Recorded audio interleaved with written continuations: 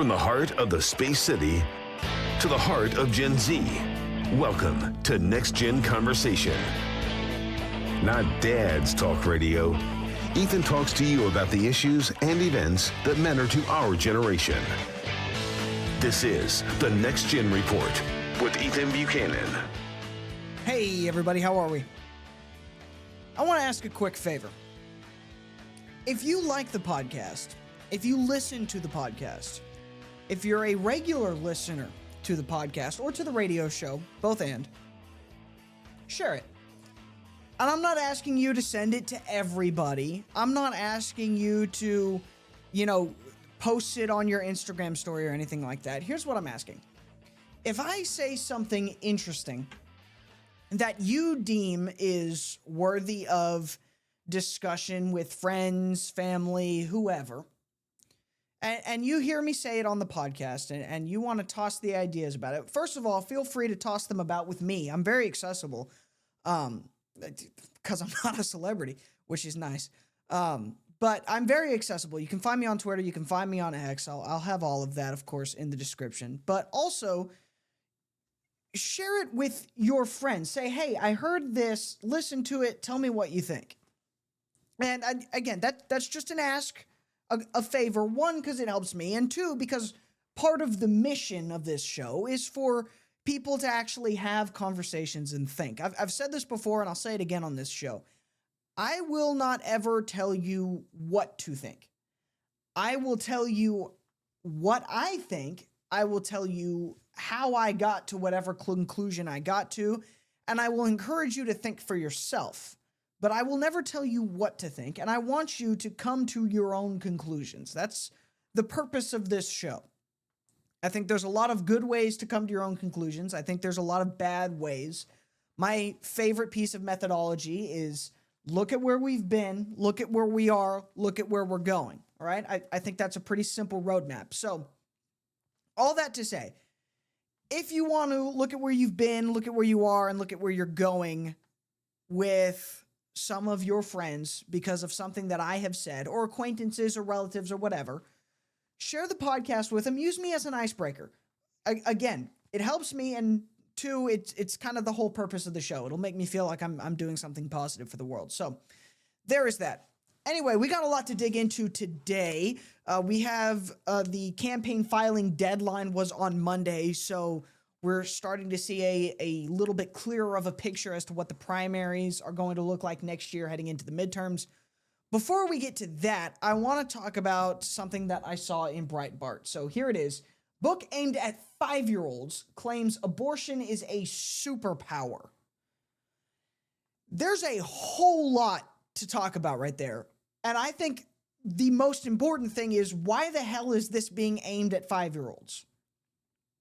I mean, if you're a 5-year-old, your impression of where babies come from should be the storks. The storks bring the baby down in a little basket and leave it at the parent's doorstep. And that's where parents come from. Why in the hell do 5-year-olds need to know about abortion? It's not necessary at all, even a little bit. The only purpose of this is to indoctrinate abortion into the minds of 5-year-olds. Because when you take something as inhumane as abortion and try to normalize it, it's probably best to start at a young age. That's what they're doing here. A radical abortion group is selling a children's book that frames the killing of unborn babies in abortion as a superpower. Not, growing a person in your body and then sustaining that person with your body. That's not a superpower.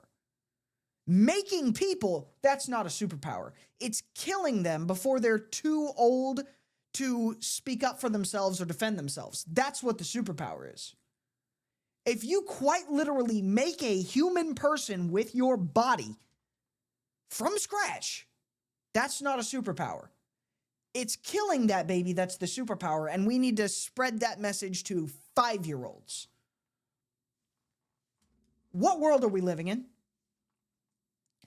Shout Your Abortion has been promoting a book aimed at children 5 to 8 years old called Abortion is Everything. Remember, I've said this before. Leftism is a religion to people. Abortion is everything. This is one of their holy sacraments. Seth Grubin makes this point. Abortion is a religious procedure for these people. These people worship one of two things, the self or government. And that's all they need is abortion. They can do whatever they want. I worship myself. Abortion is my ritual by which I free myself to do whatever I want. Abortion is everything. It's a very telling title. I don't think they even meant it to be. But that's the thing about these people. They say the quiet part out loud a whole lot. A description on the organization's website says the book tells children about what abortion is, how it might feel, and why people have abortions. Well, if they're being honest, the number one reason for 99.99% of abortions is just people are selfish. That's why. I've seen this statistic around constantly, and it's not hard to find for yourself. Less than 1% of abortions are things like rape and incest and all the other stuff that leftists love to point to and say, oh, look, this is why we need abortions. You don't want a rape baby, do you? The dirty little secret is that almost never happens. Almost never. I mean, quite literally, mathematically, almost never. But they use that as their case anyway. Oh, look, here's some libs of TikTok tweets. The author and illustrator of the new abortion book looks totally like how you'd expect. And yeah, pretty much. The blue hair liberal strikes again. And of course, a whole string of profanities. Asked me how to keep abortion safe, legal, and they crossed out legal and said, F SCOTUS, we're doing it anyway. Yeah. I mean, this is just insane. This really is insane. We have got to get to a point in our society where we don't just make excuse for outright murder. And that's what abortion is. You can try to justify it all you damn well please. But at the end of the day, abortion is murder. It is. And you don't have to like that. That's the facts.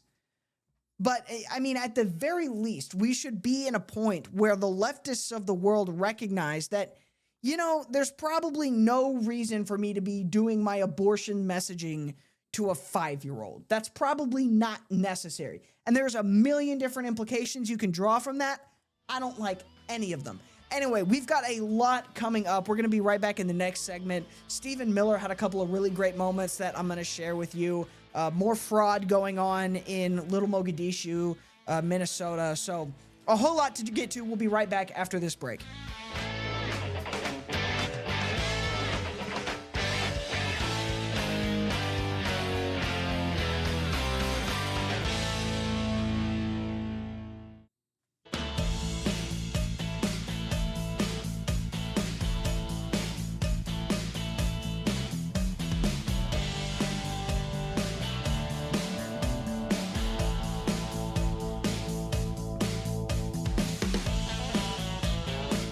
All right, before we get rolling on the good stuff, I want to talk about something that's a little less flashy, but very important. I'm sure everyone listening to the sound of my voice right now understands the fact that Texas is an agriculture state. We have a lot of farms here. We grow a lot of things. Some of the things we grow are plants. Some of the things we grow are cattle. Either way, be it plant or cattle, something it requires is water. Now, a lot of Texas, I'm sure I don't have to tell you, is very dry. I am blessed to live in Houston, which is the complete and total exact opposite from dry. It's the furthest thing from dry since Mercury. I mean, it is wet everywhere all the time. And so it's difficult for a lot of people here in Houston to understand the fact that Texas very much in a lot of places is a very arid place. There's not a lot of water going on. And we need water. So we have a deal with Mexico. Some of the water from the Rio Grande River, which is the border between Mexico and the state of Texas in the United States, and technically is both of ours, we have a deal where they are going to send us a bunch of the water that runs off into Mexico because that's ours and we don't really have a way to collect it. So we have an agreement. Mexico has for some time not been holding up this agreement, and it has not been addressed in any significant way until now. Finally, somebody has put this in Trump's ear, I don't know if it's Sid Miller or Ted Cruz or whoever, but thankfully, this is getting the attention it deserves. Trump threatens 5% tariff over Mexico over water treaty violations affecting Texas farmers. Here's the Truth Social post. Mexico continues to violate our comprehensive water treaty, and this violation is seriously hurting our beautiful Texas crops and livestock. Mexico still owes the U.S. over 800,000 acre-feet of water for failing to comply with our treaty over the past 5 years. The U.S. needs Mexico to release 200,000 acre-feet of water before December 31st, and the rest must come soon after. As of now, Mexico is not responding, and it is very unfair to U.S. farmers who deserve this much-needed water. That's why I have authorized documentation to impose a 5% tariff on Mexico if the water is not released immediately. The longer Mexico takes to release the water, the more our farmers are hurt. Mexico has an obligation to fix this now. Thank you for your attention on this matter. So, again, this treaty is very old. It's from like the 40s. This is a long-standing agreement that Mexico has just decided is not important, we don't have to uphold anymore. That cannot be allowed, because if they take advantage of us on this, they will progressively take advantage of us on bigger and bigger things. This might not affect you. You probably won't feel this if you're the average person. But the longer it goes on, the more you will feel it. And you will feel it eventually. You better hope this gets addressed now, hard, before it gets worse. And it will get worse if it's not addressed. But thankfully, it's at least on the president's radar, which is good. All right, moving on from that. This fraud problem is getting worse and worse by the day. I've talked about this in the last 2 or 3 episodes of the show because it's worth talking about. This is your money.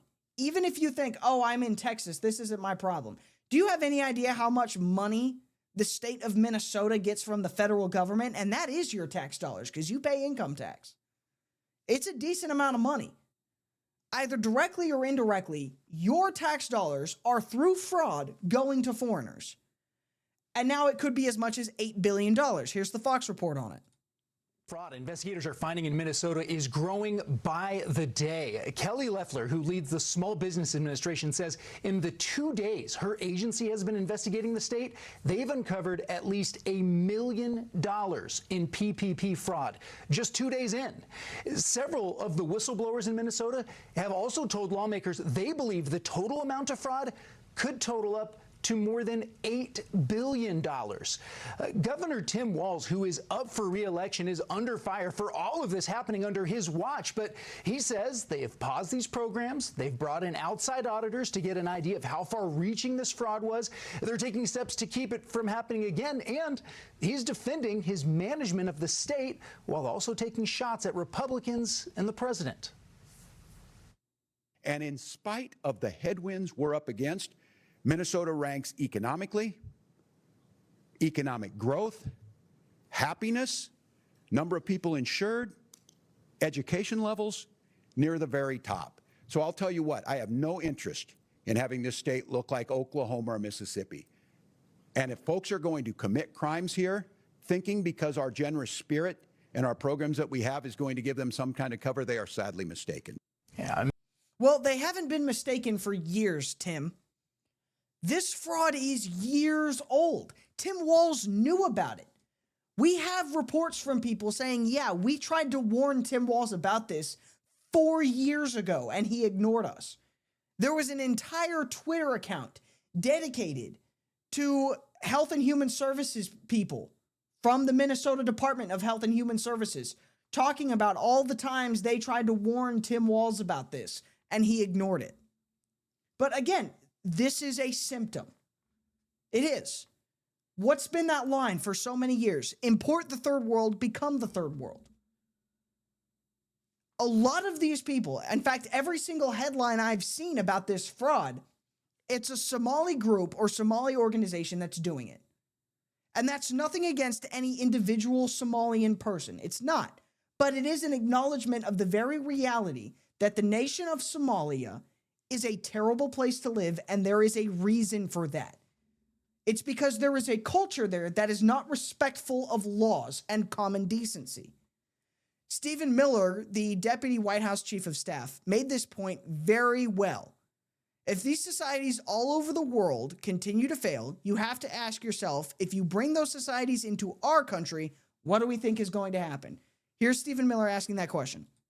During the civil rights era, and this is the simplest way I can put it, there was a thought in effect, if you go back and you can read the transcripts of the debate at the time, of applying civil rights to immigration policy for the globe, and to create a civil right for people from every part of the world to come to America in ever-growing numbers.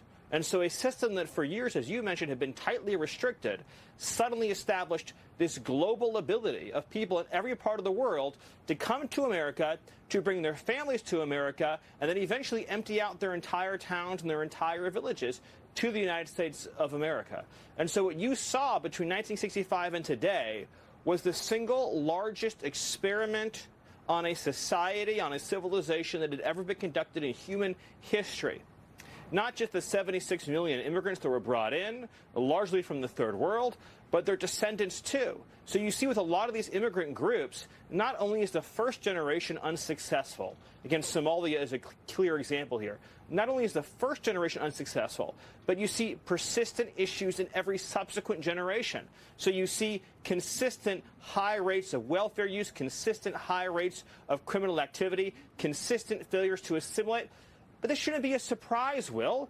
It's just common sense. If Somalians cannot make Somalia successful, why would we think that the track record would be any different in the United States? Go third world country by third world country. No one's saying, look, there are people all over the world that are great people. But you look at the society.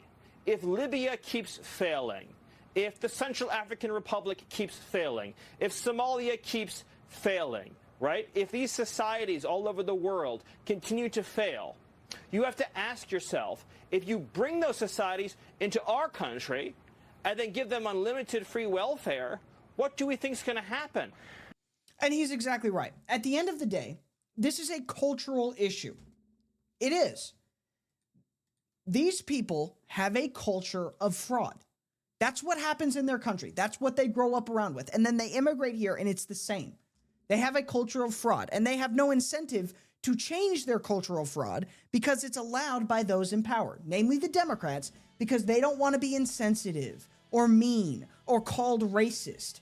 It's not racist to point out the fact that Somalia has a huge fraud problem, and when you import a bunch of Somalians, you're probably going to end up with that same problem, which is exactly what has happened in the United States. All right, we'll be right back.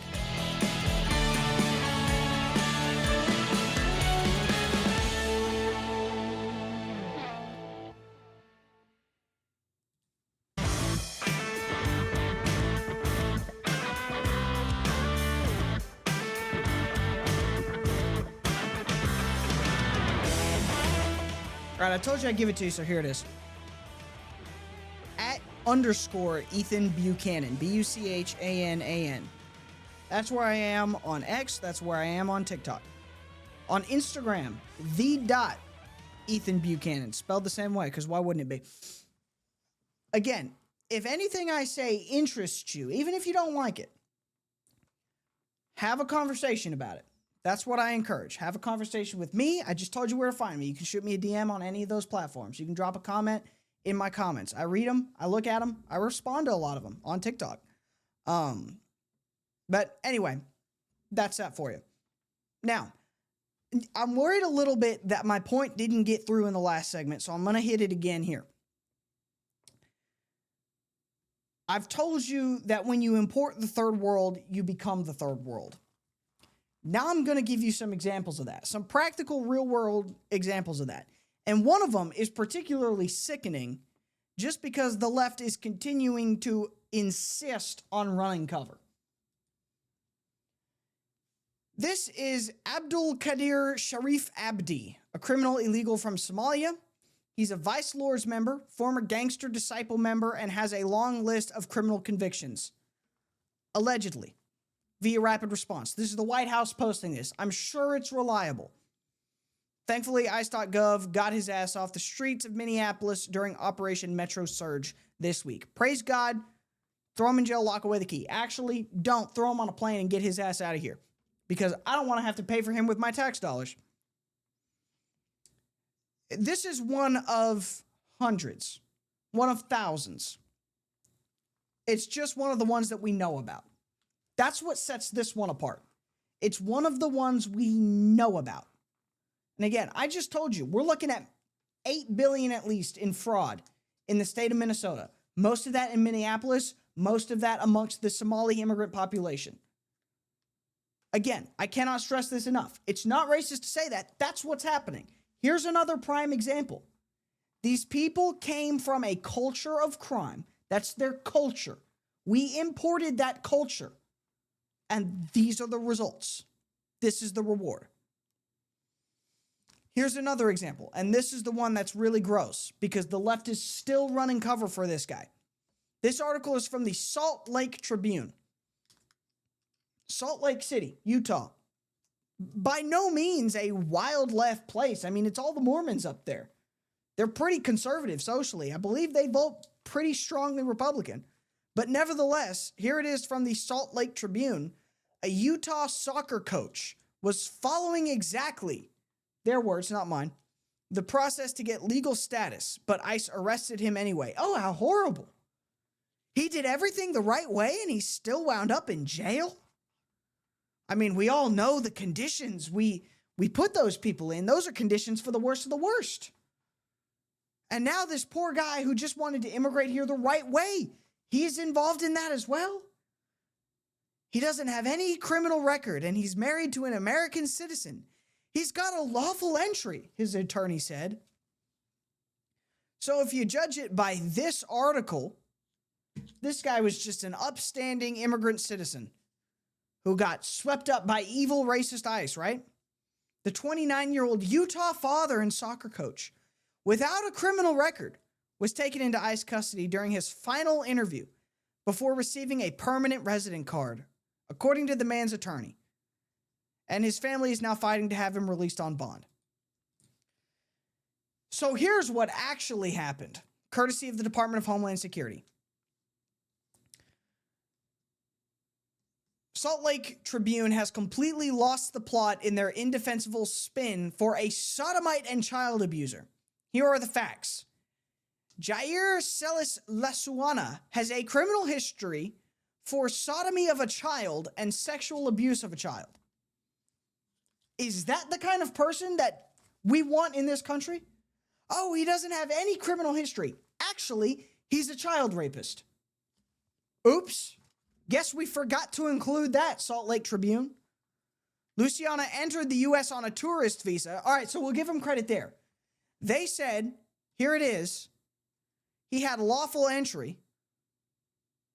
Lawful entry. There it is. He had lawful entry. But not lawful permanent entry. His tourist visa required him to depart by January 21st, 2008. So he's been in this country illegally for a long time. And this is what I want people to remember. You can have lawful entry. That doesn't mean you get to stay here. I've used the home example before. If you invite someone into your home, that doesn't mean they get to stay there forever. If you have someone over for dinner, that doesn't mean they get to stay the night. There's an expiration on that. Entered the U.S. on a tourist visa in 2007 that required him to depart by 2008. On his green card application, he listed his occupation as a youth soccer coach. While illegally overstaying his visa, he was arrested for these heinous crimes against children. This predator has been placed in removal proceedings. This is not the kind of person we want in this country, but this is the kind of person that the left and the mainstream media is choosing to run cover for. Ask yourself why. And this is the perfect case study of all the excuses the left loves to give. How many times have you heard the line from leftists, oh, overstaying a visa isn't a criminal charge, it's a misdemeanor. Yeah, but the people that commit those misdemeanors are people like this guy who go and commit more crimes, according to the Department of Homeland Security. More serious crimes like child rape. I know people that have been here on visas. And guess what? When their visa expired, even though they were in the proceedings to get lawful permanent citizenship, They went back to their country because they were doing it the right way. It's a hard process. It's difficult. The reason it's hard and difficult is because if it's not, you get child rapists in this country, and they rape children in this country because that's what child rapists do. This is what happens when you make exceptions to the rules. Anyway, thank God we're getting this guy out. I mean, it couldn't have happened soon enough. Let's move on. Let's talk about, get that through your head, and then let's talk about the Texas election cycle. So, just to give you the lowdown, this is where we're at with Texas elections. I know that's like a brace for the whiplash topic change, but we're changing topics. Here's where we're at with Texas elections. Obviously, it's the midterms, 2026. The biggest race, far and away, is the Senate race. That's what people care about, at least here in Texas. I think it's going to become the biggest race in terms of just media coverage and attention that it gets in the entire country this cycle, just because it's the most interesting. But that's the big one. There is this little one, and this is the race for Dan Crenshaw's seat. This woman, Ava Zolari, as I understand it, that's not her real name. I've kind of been following on Kenny Webster's coattails as he runs this story into the ground, deservedly, for the last several months. And he makes the case here in this tweet. Ava Zolari, not her real name and also not her real photo. I've seen her in person. She does not look like that. If you're watching, you can see it. This is an AI-generated, heavily filtered selfie that she's used as her profile picture everywhere. And here she is going, "The establishment has been shaken. I'm the projected winner of Texas District 2. She was running this entire race just to raise campaign funds. And here she is in July 23rd, failed to raise enough money to file a report to the FCC. But she made this cute AI-generated news report to grist off sucker baby boomers on social media. And that's exactly what she's been doing. How do I know that this is exactly what she's been doing? Monday was the campaign filing deadline. If you're running for office, you had to tell the state of Texas by Monday. She didn't file to run. Kenny Webster tweeted this out. "We spent months listening to these grifters pretend to run for office. Today we learned they were never real candidates, didn't even bother to file. Told you." And again, full marks go to Kenny Webster on this. A lot of people owe him an apology over all this. She did not even file. She did not even file. Here's what she did. She, quote unquote, ran for public office for two reasons. One, she wanted to gain social media clout. If you want social media clout undeservedly, start a podcast. That's what I did. The other thing that she did was just to raise money. Because once you have a big campaign account, you can do a whole lot of different things with it. There's a lot of wiggle room in what the finance laws actually say. You can have some fun with that money, depending on how you use it and what your excuse is. So here's what she did. She said she was running for Dan Crenshaw's seat. And a lot of people want Dan Crenshaw out. So a lot of people donated to her campaign because they didn't take the time to actually vet the candidate before they latched on to, oh, Dan Crenshaw has an opponent. And this is what you get. This is called financial natural selection, political natural selection. You should have listened to Kenny because he was right about this lady. She did not even bother to file. All right, we got a lot more on this. We'll be right back.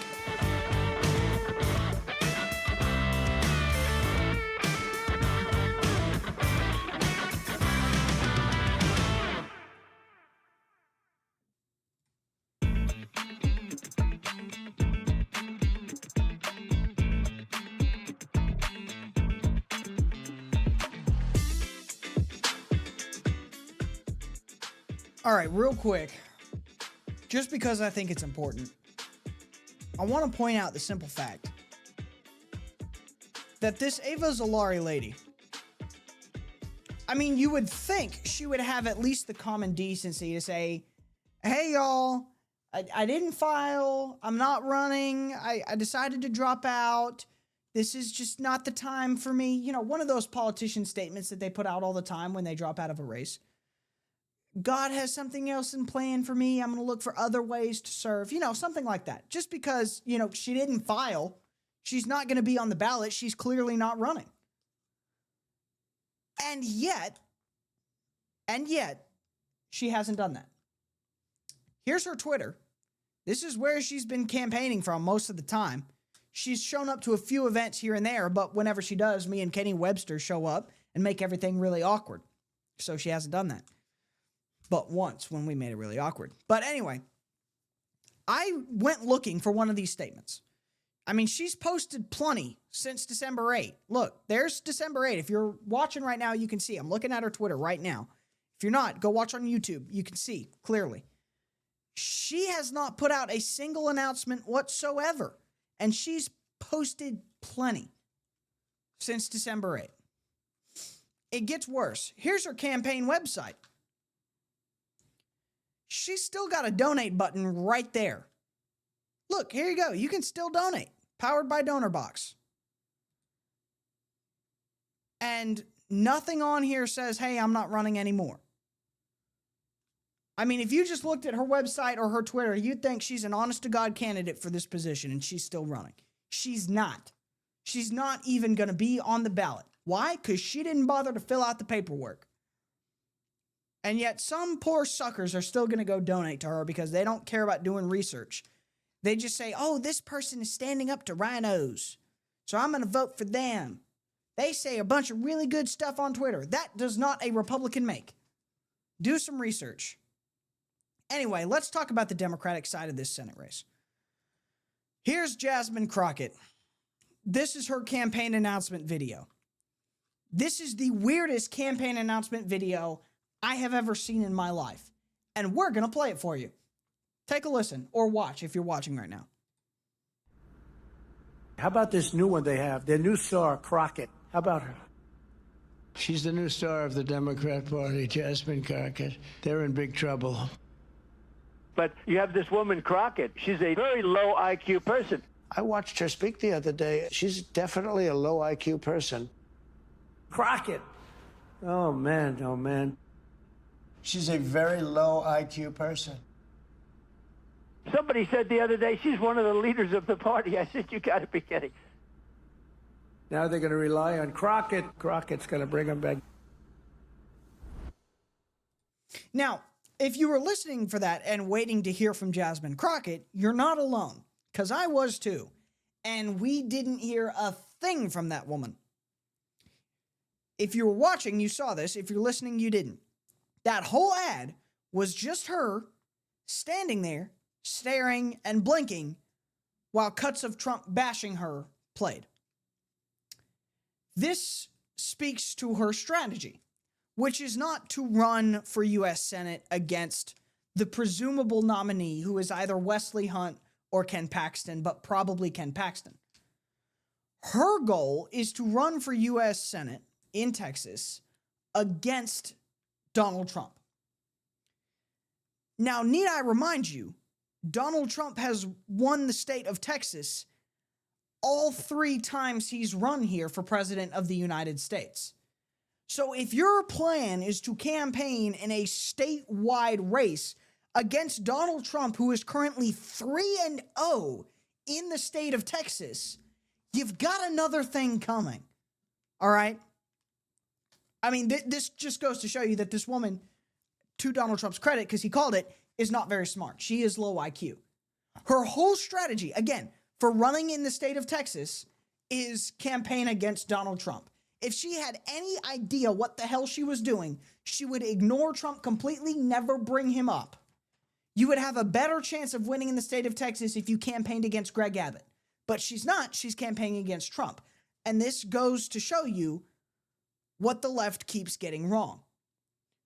They keep making the mistake of Democrats getting popular on TV and thinking that means they'll get popular in the state of Texas. Texas Democrats are really good at building national attention. They're very good at getting into Congress in very specific places, blue districts, and then using that as a catapult into national stardom. What they have yet to understand is this does not mean Texans like you. Your little group of people in your district likes you. The rest of Texas does not. And if your whole strategy is campaign against Donald Trump, who the rest of Texas does like, that's not going to play out well. Here's something else that I think is kind of funny, just to show you how bad Democrats are at winning in Texas. I almost feel like they don't want to because they didn't vet her at all. Here she is saying that Texas is deplorable in this Senate hearing. I mean, this is quite literally just her bashing the hell out of the state of Texas, which she now wants to represent in the U.S. Senate. In fact, Ms. Perry, I know your organization, the Heritage Foundation, loves Texas. Ooh, they love Texas. They always sending us some nonsense bills that somehow set this country on the wrong trajectory. They send them to Texas. They send them to Florida. Every deplorable state that we can think about, they usually coming out of y'all's think tank. Every deplorable state that we can think of. Texas, Florida. Here's 2 facts about Texans that this dumbass clearly doesn't know. Texans love them some Texas. Texans, by and large, love them some Donald Trump. Texans, also by and large, tend to be pretty favorable towards the state of Florida. I don't know if you know this, but Texas and Florida tend to get along. So her whole strategy to run in Texas is do ghetto voice, bash Donald Trump, and bash the state of Texas. Good effing luck, lady. I mean, really, good luck. You know what? Go for it. Go all out. I want you to do it. I want you to do it. Because I would love nothing more than for Ken Paxton or Wesley Hunt to just tiptoe very, very easily into victory in the general election. And that's exactly what's going to happen. Colin Allred already dropped out the moment she jumped in. Because here's the fun fact. This is a Democrat popularity contest, this primary that she's now in. Colin Allred is way less popular than Jasmine Crockett. So Jasmine Crockett gets in, Colin Allred gets out. Here's his statement. You can read it on his Twitter. I'll repost it for you. There it is. So he's out. That means her only opponent here now is James Tallarico. We've talked about James Tallarico on the show before. He claims he's a Christian. He's not. He doesn't hold to any singular core belief of Christianity. He just likes to say he's Christian because that still wins you some points here in Texas, even in the blue district he runs. He's a Presbyterian. He's woke as hell. He's not no Christian. And he's not getting out of the race. But here's the thing. As of right now, he is a straight white man running against a very popular black woman in a Democrat primary. And we all know how race-centric and gender-centric the left is.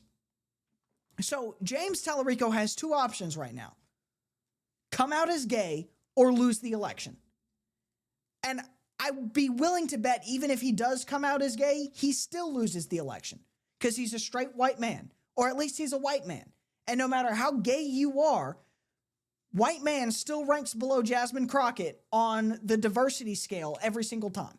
So he's going to lose. Jasmine Crockett will be the nominee for the Democrats for Texas Senate. And we could throw a limp noodle with an R next to its name up against her and it would win. Her record is going to be just a field day for the Republicans. And I can't wait. I'm actually excited for it. I'm excited for this election. Thank you very much for listening to the Next Gen Report. We'll be back Sunday at 7 on AM 950 KPRC. You can listen anywhere for free on the iHeartRadio app live, and then we'll be back Monday with that republishing of the broadcast. Thank you very much for listening to the Next Gen Report.